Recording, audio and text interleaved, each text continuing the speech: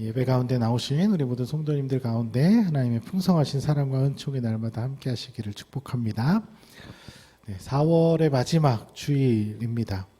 한 해의 3분의 1이 지나는 시점인데요. 저희 교회도 지난 1월부터 살펴보았던 산상수훈의 말씀이 이제 결론으로 향해 가고 있습니다. 다음 주일까지 우리 산상수훈의 말씀 함께 살펴볼 예정이고 5월 둘째 주부터는 사도신경의 내용을 주제로 해서 두 번째 시즌을 시작하려고 합니다. 우리가 산상수훈의 말씀만 벌써 4개월 동안 살펴본 것인데요. 그 산상수훈에 나타난 예수님의 가르침이 그저 우리의 귀에서만 맴도는 말씀이 아닌, 우리의 생각에서만 멈추는 말씀이 아닌 하나님이 기뻐하시는 삶으로, 우리의 삶으로 드러날 수 있기를 주님의 이름으로 축복합니다. 그러기 위해서는 이 예수님의 가르침이 지금 이제 어떤 결론을 맺어가고 있는지를 바르게 이해하는 것이 중요할 텐데요. 오늘도 말씀을 더욱 집중해서 들으시면서 예수님의 가르침에 한 발짝 더 가까이 나아가는 귀한 시간이 되었으면 좋겠습니다. 자, 우리는 계속해서 이 산상수훈의 말씀을 이렇게 구절구절별로 따로 이해하는 방식보다는 전체의 흐름과 맥락 속에서 예수님께서 어떤 의도와 목적을 가지고 가르치시는 말씀이신지에 집중해 보았습니다. 정리해 보면 하나님의 원래 뜻, 하나님의 원래 의도와 상관없이 많이 빗나가 있었던 그런 율법주의의 행태들에 대해서 지적하시면서 그들이 잘못 이해하고 있었던 부분에서 지금 잡아주시고 또 좀 질책하시기도 하시고 경고하시기도 하시는 이런 말씀이라고 할 수 있다는 것입니다. 지금 그렇게 계속 지금 말씀을 쭉 이어가시다가 이제 7장 마지막 부분에 가서 결국 결론적으로 하시려는 말씀이 뭐냐면 너희들 지금 이런 식으로 가다가는 하나님과 전혀 상관없는 결말에 이르게 될지도 모른다. 하나님 나라 천국과는 아무 상관없는 인생이 될지도 모른다라고 경고하고 계신다는 것입니다. 21절 말씀 읽어보겠습니다. 나더러 주여 주여 하는 자마다 다 천국에 들어갈 것이 아니요 다만 하늘에 계신 내 아버지의 뜻대로 행하는 자라야 들어가리라. 그저 너희가 지금 하나님을 주여 주여 아도나이라고 부르기만 한다고 해서 다 천국에 이를 수 있는 것이 아니라 하나님의 뜻대로 사는 그 삶으로 스스로의 믿음을 증명해내야만 한다, 이렇게 말씀하고 있는 것이죠. 22절도 읽어보겠습니다. 그날에 많은 사람이 나더러 이르되 주여 주여 우리가 주의 이름으로 선지자 노릇하며 주의 이름으로 귀신을 쫓아내며 주의 이름으로 많은 권능을 행하지 아니하였나이까 하리니. 그러니까 우리가 주님의 이름으로 선지자 노릇도 하고 귀신도 쫓고 많은 권능을 경험도 하고 이렇게 했더라도 이런 기적과 이사를 한번 경험하는 것이 우리의 믿음을 대변해 주는 것이 아닐 수도 있다는 것입니다. 잘 생각해 보세요. 어차피 그런 일들은요, 내가 한 것처럼 보일 수는 있지만 그게 내가 한 겁니까? 결국엔 내가 행한 일이 아니라 하나님께서 나를 통해 하셨던 일이기 때문에 그런 일들을 내가 겪었다고 해서 경험했다고 해서 그것으로 해서 내가 뭐 대단히 거룩해지고 정결해지고 그렇게 되는 것이 아니라는 것이죠. 그러니까 우리가 신앙생활하면서 잘 생각해 봐야 하는 것이 내가 어떤 체험을, 어떤 기적을 체험했다고 해서 내가 거룩해지는가? 내가 어떤 놀라운 영적 경험을 했다고 해서 그것으로 인하여서 내가 신령한 사람이 되는가? 이건 약간 별개의 문제라는 것이죠. 우리가 교회라는 타이틀을 걸고 신앙이라는 거창한 이름을 내세워서 뭔가를 그동안 많이 한 것은 한 것이고 내 존재, 나라는 존재가, 나의 삶이 변화되는 것은 또 다른 차원의 문제일 수 있다는 것입니다. 때로는 뜨거운 영적 집회에서 뭔가를 막 느끼기도 하고 그래서 정말 하나님을 만나고 느낀 것 같은 그런 경험을 하기도 하죠.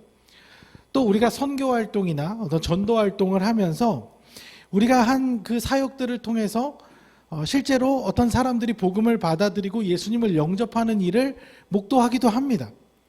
간혹 가다가는 정말 기적 같은 어떤 치유의 은사를 경험하기도 하고 악한 영이 떠나가는 그런 현장을 목격한 적도 있으실 거예요.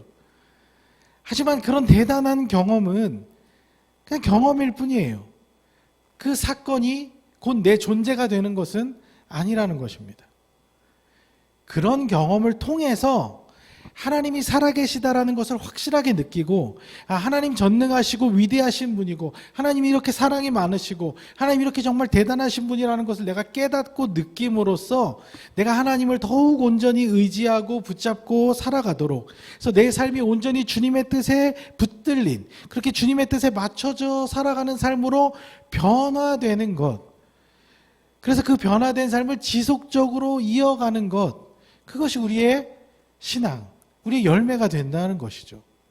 그 경험 자체가, 그런 경험을 했던 게 나뿐만 아니라 여러 사람이 같이 한 곳에서 다 경험을 했을 텐데, 어떤 사람은 그 경험을 통해서 거룩한 그리스도의 자녀로 나아가기도 하고, 어떤 사람은 그냥 그 한 번의 경험으로 와, 대단하다 하고 그냥 끝나버릴 수 있다는 거예요.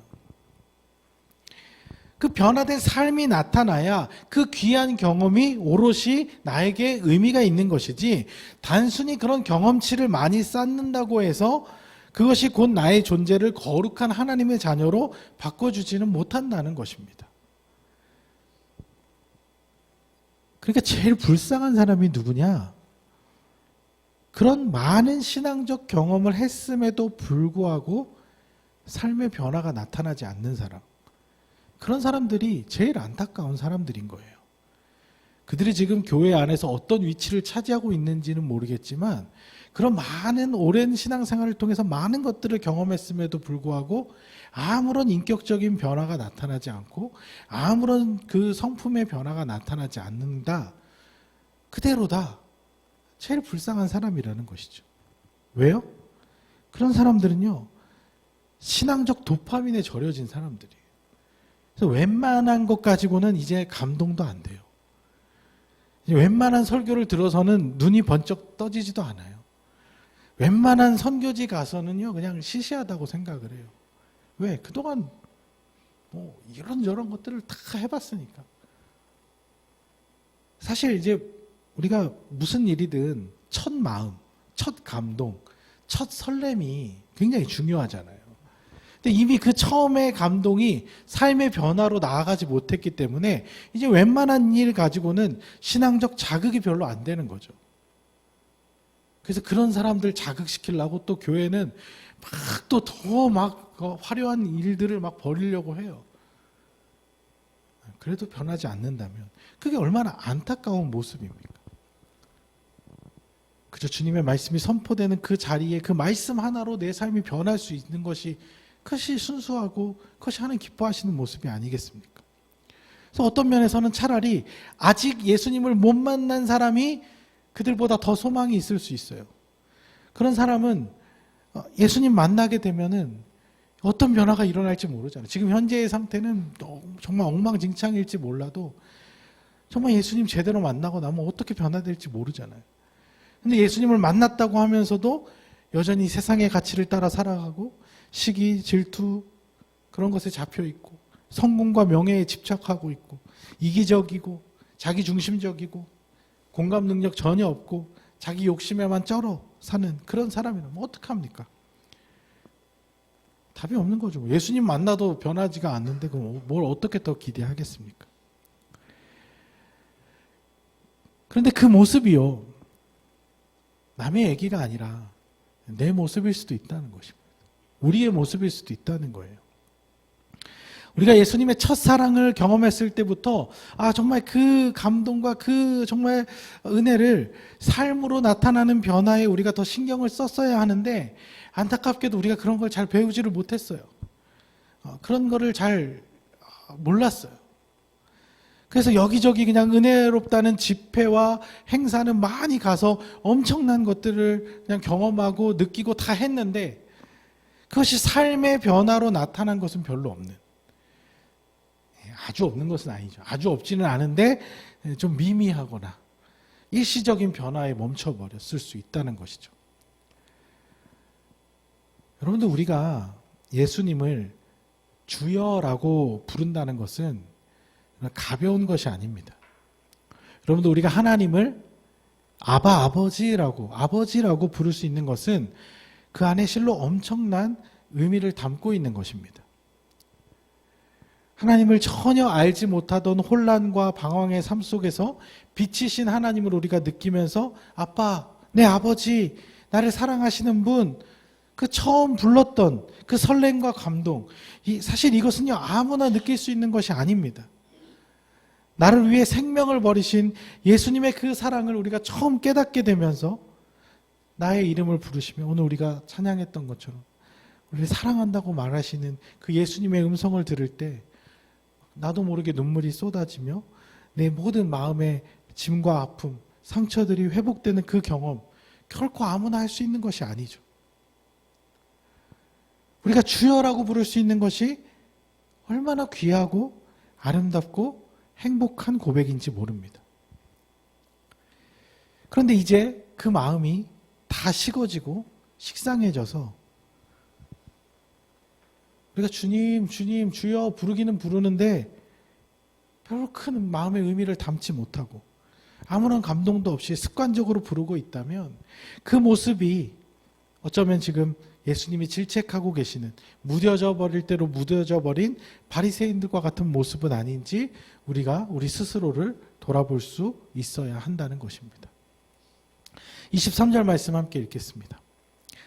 그때에 내가 그들에게 밝히 말하되 내가 너희를 도무지 알지 못하니 불법을 행하는 자들아 내게서 떠나가라 하리라.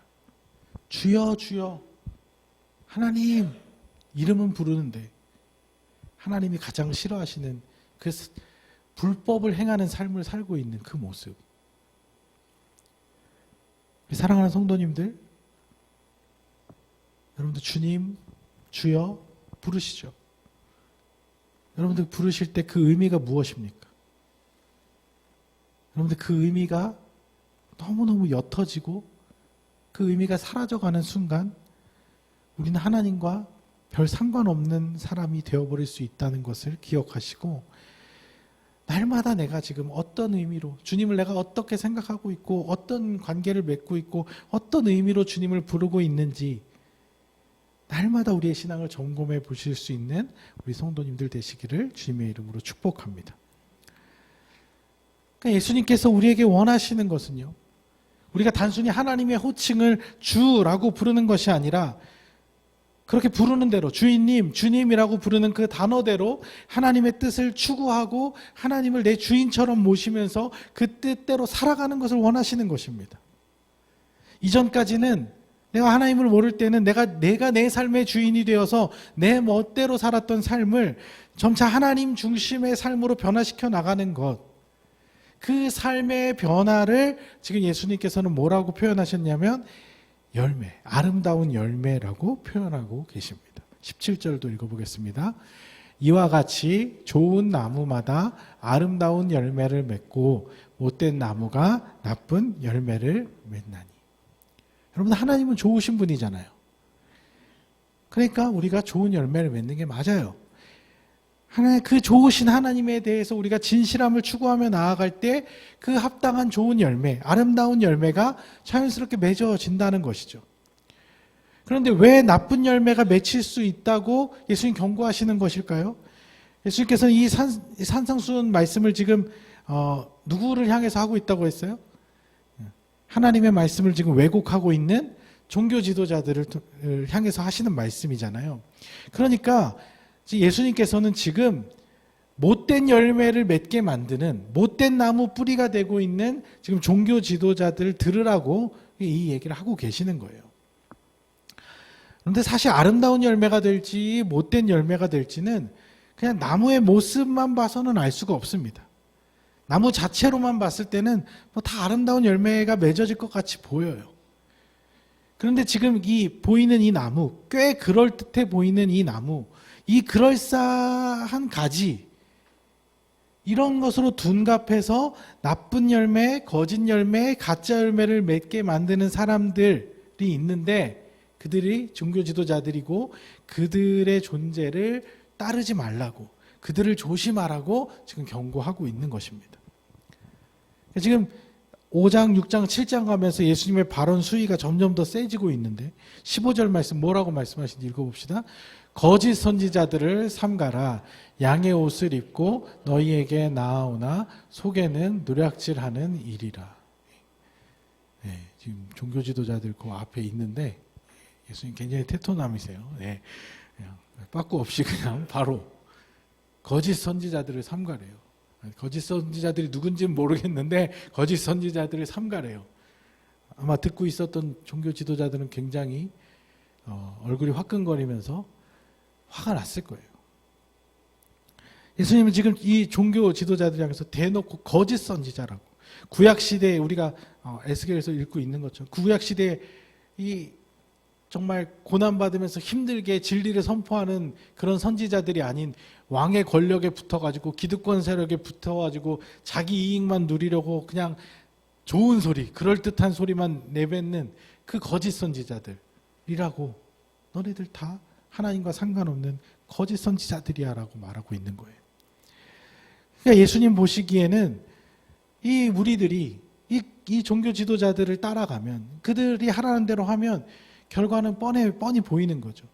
왜냐하면 그들이 하나님의 진리와는 상관없는 길로 가고 있기 때문입니다. 진리가 아닌 다른 것들, 이스라엘의 번영, 이스라엘의 성공, 이런 것들, 옳은 것도 아니고 영원한 것도 아닌 그런 것들을 붙잡고 있으니 결과는 당연히 계속 절망과 고통, 공허와 무가치한 뿐이라는 것을 예수님 잘 알기에 말씀하신 것입니다. 저도 한 주간 이 말씀을 준비하면서 사실 제일 찔리는 게 저의 모습이었던 것 같아요. 저를 많이 돌아보게 됐는데, 저도 어떤 면에서는 이런 종교 지도자들의 모습과 다르지 않았다는 것을 하나님께서 깨닫게 해주시더라고요. 신학교 들어간 이후부터 하나님의 말씀을 공부도 해보고 또 개인적으로 묵상도 하면서 지금 이 자리까지 목회의 길을 가면서 왔는데, 근데 과연 나는 정말 진짜 하나님의 뜻을 찾기 위해서 정말 진지하게 힘쓰고 깊이 고민하고 거기에 정말 내 목숨을 걸고 부딪혔던가, 나를 향하신 하나님의 뜻과 계획을 찾기 위해서 간절하게 부딪히고 처절하게 매달렸었던가, 생각해 보니까 그러지 못했던 순간들이 많았던 것 같아요. 그냥 남들 하는 대로, 남들 하는 수준 정도로. 처음에는 교육전도사 시작하면서 사역하면서 이제 초등학생들, 중학생들 이렇게 맡겨진 부서 그냥 나름 열심히 챙기고 돌보고 그들에게 하나님을 알려주고 소개해주기 위해서 열심히 애를 쓰고 그랬죠. 그런데 이제 그 다음 스텝 갈 때마다 나름 하나님의 뜻을 따라 가야겠다는 그런 마음은 있기는 했는데, 그냥 남들 다 전임 사역 가니까 나도 전임 해야지. 전임 전도사 갔다가 또 인턴 과정 해야 또 목사 안수 받을 수 있다니까 또 인턴 전임 사역 또 들어가고, 또 목사 안수 받을 때가 이제 시기가 지나서 또 시험 보아서 붙고 또 안수 받고, 또 그렇게 부목사 생활 열심히 하다 보면 뭐 또 자연스럽게 담임 목회도 하고 그렇게 되겠지.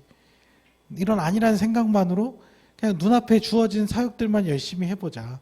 그렇게 불러주는 교회에 가서 교회에서 맡긴 일들 열심히 하다 보면 그게 다 하나님 뜻이고 그게 다 하나님 위한 일이겠지 뭐, 이렇게만 생각했던 것 같아요. 근데 그러는 가운데 저도 모르게 잘못된 것들을 많이 배웠어요.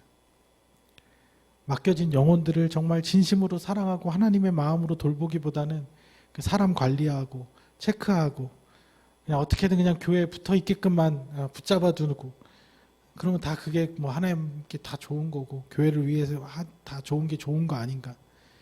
부교육자 생활하면서도 그냥 맡겨진 일들에 항상 최선을 다하기는 했어요. 근데 그 최선을 다해서 어떤 주어진 성과를 내는 것에만 몰두했지, 정말 함께 하나님 나라를 세워가면서 연약하고 뒤처진 사람들 잘 돌보지를 못했던 것 같아요. 왜요? 저도 인정받아야 되니까. 저도 선배들한테 인정받고 또 성도들한테 유능한 목사라는 소리 듣고 그래야 또 내가 나아갈 수 있으니까. 나름대로 순수하게 맡겨진 일들에 최선을 다하면서 그렇게 하다 보면 다 하나님을 위한 거고 다 좋은 거고 그러겠거니 하고 심각하게 고민하지 않았던 것 같아요. 그러다가 어느 날 돌아보니까 내가 지금 섬기고 있는 교회도 나에게 주어진 상황도 또 나의 개인적인 어떤 신앙 상태도 뭔가 정말 하나님 나에게 원하시는 바와 많이 어긋나 있다라는 것을 자꾸 느껴지더라고요. 정말 하나님이 원하시는 뜻을 내가 찾아내기 위해서는 뭔가 처음부터 다시 시작해야겠다라는 생각이 들더라고요. 근데 사실 아직도 조금은 헤매고 있는 것 같아요. 하나님으로부터 오는 좋은 영양분을 받아서 좋은 열매, 아름다운 열매 맺고 싶은데 이게 제대로 하고 있는 게 맞는 건지, 맞게 가고 있는 건지 수많은 고민 속에서 결국에 답은 하나밖에 없어요. 하나님께 계속 묻고 하나님 붙잡고 말씀 안에서 확인하고 그 방법밖에 없더라고요. 여러분, 아름다운 열매를 맺는 것은요 그렇게 쉽고 간단한 일이 아닙니다. 여러분들, 과수원 농부가 좋은 열매를 맺게 될 때까지 얼마나 그 나무를 잘 가꾸고 관리해야 하는지 모릅니다. 그냥 흘러가는 대로 저절로 알아서 맺히겠지 하고 관심을 두지 않으면요 좋은 열매가 맺힐 수도 있지만 우리가 생각한 것, 우리가 기대한 것보다 훨씬 못 미치는, 우리의 뜻과 상관없는 이상한 열매, 썩은 열매, 말도 안 되는 열매들이 맺힐 수가 있어요. 우리가 이전에 교회에서 답답한 그런 신앙에서 벗어나서 이제 새로운 교회에 왔으니 이제 좋은 열매가 알아서 맺히겠지. 새로운 마음으로 신앙생활 내가 하고 있으니까 아름다운 열매가 저절로 알아서 맺히겠지. 이렇게 안일하게 생각했다가는 또 같은 실수를 반복하게 될지 모른다는 것입니다. 우리가 날마다 바른 신앙을 향해 잘 가고 있는지는 스스로가 점검하셔야 돼요. 스스로가 계속 체크해 보셔야 합니다. 그동안 우리가 해왔던 대로 누군가가 이끌어주는 그런 수동적인 태도에서 벗어나서 스스로가 하나님의 말씀을 더욱 깊게 붙잡고 기도를 통해서 하나님과의 더 깊은 소통으로 나아가려고 힘쓰셔야 돼요. 노력하셔야 됩니다. 그렇지 않으면 이도저도 아닌 신앙에 그쳐버릴지도 몰라요. 좋은 것도 아니고 안 좋은 것도 아니고 애매한 열매가 맺혀질 수 있다는 것이죠. 여러분들, 우리가 지난주 함께 나눴던 말씀이 뭐예요? 좁은 길로 가라는 거였잖아요. 13절 14절 다시 한번 읽어볼게요. 좁은 문으로 들어가라. 멸망으로 인도하는 문은 크고 그 길이 넓어 그리로 들어가는 자가 많고 생명으로 인도하는 문은 좁고 길이 협착하여 찾는 자가 적음이라. 넓은 길은요 가기 쉬워요. 그냥 흘러가는 대로 가면 돼요. 대세를 따라서 그냥 가면 돼요. 깊은 고민하지 않아도 됩니다.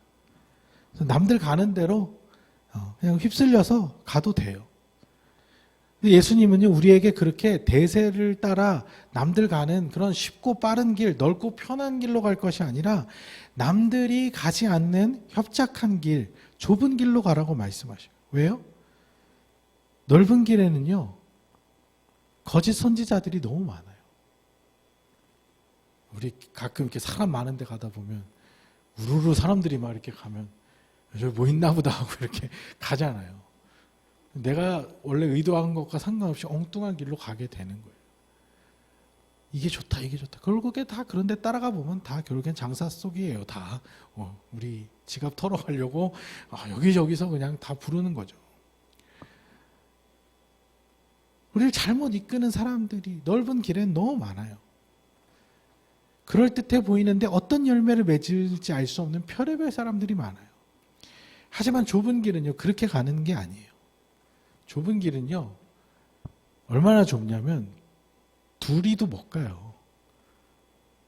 혼자 가면 외롭기 때문에 옆에 사람 같이 이렇게 손 붙잡고 가고 싶은데 둘이 지나갈 길도 안 되는 협착한 길, 겨우 나 혼자서도 이렇게 몸을 비틀어 가지고 겨우 지나가야 하는 길이에요.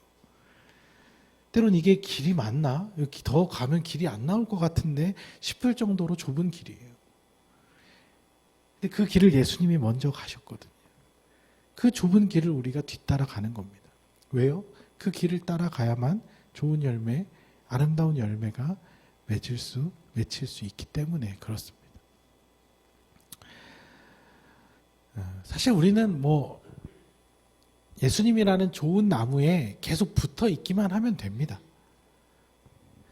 그런데 문제는 우리 붙어 있고 싶죠. 매일매일 붙어 있고 싶은데 문제는 하루 자고 일어나면 나도 모르는 사이에 우리를 떼어다가 나쁜 나무에다가 스며시 옮겨 붙여놓는 그런 악한 존재들이 있다는 거예요.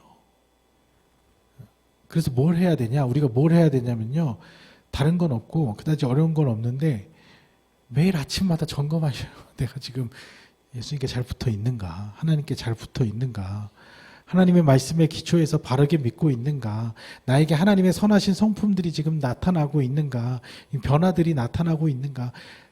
매일매일이 아니면 이틀에 한 번이라도 3일에 한 번이라도 자주자주 점검을 해야 된다는 거죠. 여러분들 혹시 또 이런 정말 질문이 좀 새삼스럽고 어려우시다면요. 그냥 삶에 대해서 한번 고민도 해보셔요. 이런 질문도 괜찮아요. 나 지금 바르게 잘 살고 있나? 오늘 내가 지금 의미 있는 삶을 살고 있나? 오늘 하루의 삶이 정말 가치 있는 삶이 되고 있나? 이런 질문도 좋아요. 그게 결국에 하나님의 뜻과 연결이 되거든요. 근데 아까 제가 어려운 일이 아니라 그랬는데 이게 어려운 거예요. 매일매일 점검하는 게. 사람 마음이요. 오늘 점검했는데 별거 없고 내일 점검했는데 별 문제 없으면요. 그러면 다음날은 하고 싶지 않아요. 근데 그렇게 일주일 한 달 지나가면요. 점점 소홀해집니다. 그래서 오늘 별 문제 없겠지. 어제까지도 별일 없었으니 오늘 뭐 대충 확인해도 되겠지. 뭐 여태 괜찮았는데 갑자기 뭐 일이 일어나겠어? 그런데 여러분들 뉴스를 보십시오. 큰 사고는 항상 이러다가 납니다. 점검이 예민해지지 못하고 만연한 마음이 들 때 그 틈을 타고 문제가 발생하게 되는 거예요. 사랑하는 성도 여러분들, 우리가 한번 돌아봤으면 좋겠어요. 우리 교회는 지금 하나님 뜻대로 잘 가고 있는 걸까요? 여러분들 각자의 신앙은 하나님이 원하시는 대로 잘 나아가고 있는 중일까요? 날마다 점검해 보시기 바랍니다. 저는 이제 사실 이 말씀을 보면서 이 종교 지도자들이 하는 행태들, 이런 모습을 보면 너무 치가 떨려요. 너무 싫어요. 근데 안타까운 게요. 2000년 전에 그 잘못된 모습이 지금 이 시대에도 교회 안에 똑같이 나타나는 것 같아서 너무 안타까워요. 근데 저도 저 스스로를 날마다 하나님 앞에 점검하지 않으면 나도 모르는 사이에 하루하루는 잘 모르겠는데 1년, 2년, 3년 이제 난 개척하고 새롭게 교회를 시작하니까 이제 이전 교회들과는 달라. 우리는 바르게 나아가고 있어. 근데 저절로 안 된다니까요. 개척교회라고 뭐가 특별하고 다른 게 있습니까? 우리도 여기서 몸부림치고 여기서 말씀 붙잡고 하나님 굳게 붙잡지 않으면 그냥 작은 교회예요.